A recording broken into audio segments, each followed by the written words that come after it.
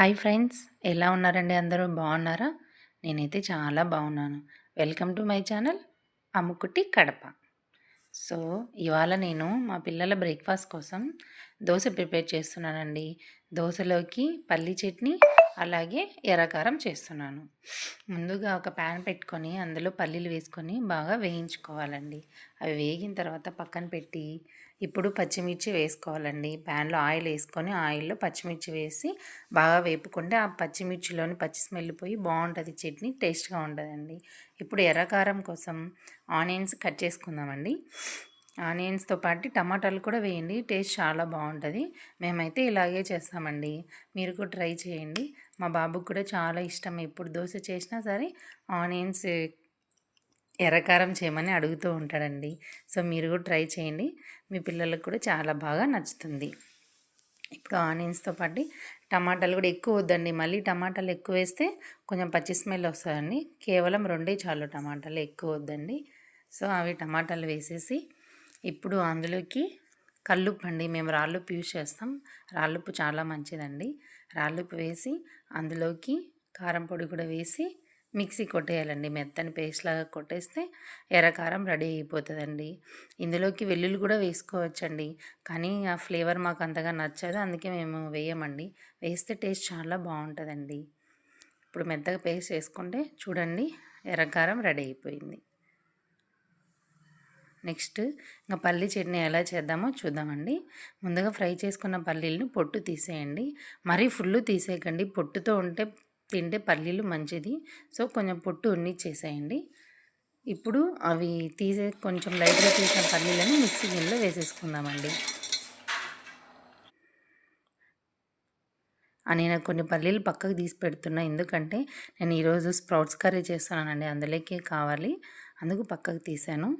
ఇప్పుడు మిక్సీలో వేసుకున్న పల్లీలకి కొంచెం సాల్ట్ వేసి ఫస్ట్ మిక్సీ కొట్టుకుందామండి. ఇప్పుడు తర్వాత అందులోకి పచ్చిమిర్చి కూడా యాడ్ చేసేద్దాం.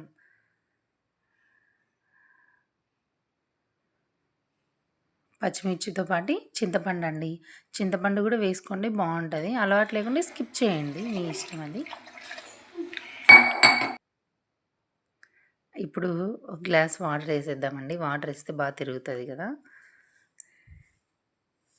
ఓకే అండి, పల్లి చట్నీ రెడీ అయిపోయిందండి. ఇంకా తర్వాత పెట్టేసుకుంటే అయిపోతుంది. ఇంకా అదే ప్యాన్లోనే కొద్దిగా ఆయిల్ వేసుకోవాలండి.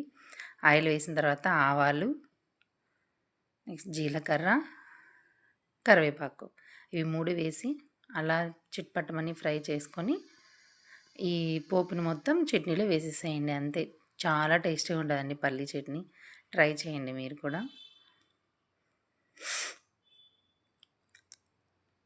ఇంతేనండి, ఇంకా నేను ఈ చట్నీ ఇవన్నీ ప్రిపేర్ చేస్తున్నాను. మా పిల్లలు ఒక పక్క స్కూల్కి రెడీ అవుతున్నారండి. ఇప్పుడు దోశ బ్యాటర్ నేను అన్నం వేయనండి దోశలకి, అయినా కూడా చాలా ఎర్రగా వస్తాయి దోశలు. అది ఎలా చేయాలో మీకు షార్ట్ అప్లోడ్ చేస్తాను, చూడండి ఒకసారి. ముందుగా నైట్ ఆడిచి పెట్టుకుని దోశపిండిలోంచి నేను ఈరోజు మార్నింగ్ ఎంత అవసరమో అంత పక్కకు తీసి పెడతానండి. అందులో కాస్త సాల్ట్, సరిపడినంత ఉప్పు అండ్ అలాగే సోడా పొడి కూడా వేసుకోవాలండి. వేసుకొని బాగా మిక్స్ చేసుకోవాలి.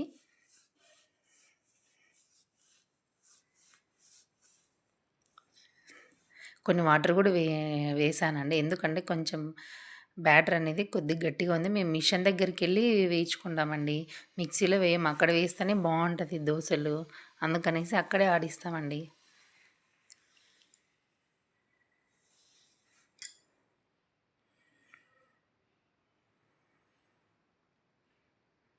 అలా వాటర్ వేసి మనకు కావాల్సిన కన్సిస్టెన్సీ వచ్చే వరకు కలుపుకోవాలండి.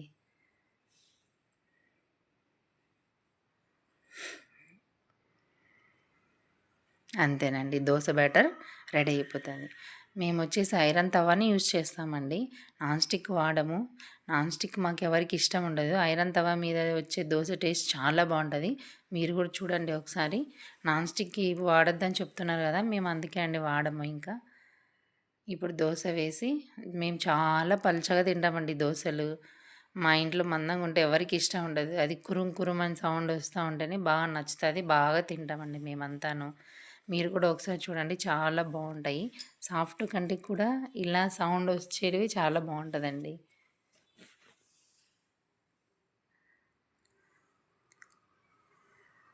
సో ఫస్ట్ టైం మాట్లాడుతున్నాను కదండీ! కొంచెం టెన్షన్‌గా ఉంది.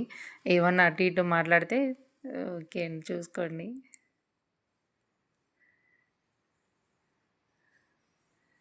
కొద్దిగా మీడియం ఫ్లేమ్‌లో పెట్టేసి కాల్చేయండి దోసని, బావుంటది.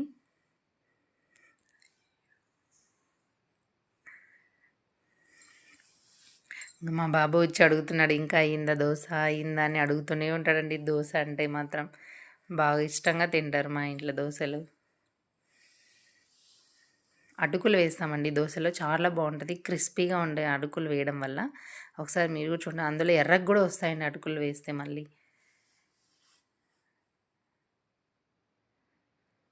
అలా ఫ్లిప్ చేయాలండి, ఎందుకంటే అటువైపు సరిగా కాలదు కదా, మళ్ళీ పచ్చి పచ్చిగా ఉండే పిల్లలు సరిగా తినరు. ఫ్లిప్ చేస్తే బాగా మంచిగా కాలుతుంది కదండి.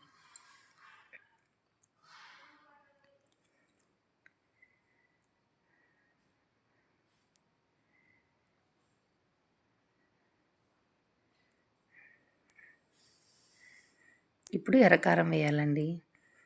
మీ కారం ఎంత తింటారు అనే దాన్ని బట్టి వేసుకోండి, మళ్ళీ ఎక్కువ వేసుకోవద్దండి, కడుపులో మంట వచ్చేస్తుంది. చూసుకొని తినండి. నేను కారం లైట్గానే వేసాను, సో అందుకని నేను ఎక్కువ వేసానండి. మా పిల్లలు లైట్గా ఉంటే ఒప్పుకోరు, బాగా తినాలి, బాగా ఎర్రగా ఉండాలి అంటారండి.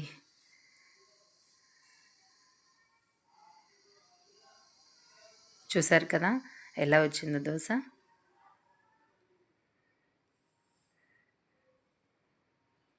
అలాగే పిల్లల లంచ్ బాక్స్ కూడా నేను మార్నింగే పెట్టేస్తానండి. చూడండి మా బాబు వచ్చేసాడు దోశ కోసం. నేను ఈరోజు లంచ్ బాక్స్లోకి స్ప్రౌట్స్ కర్రీ చేశానండి. అది కూడా మీకు షార్ట్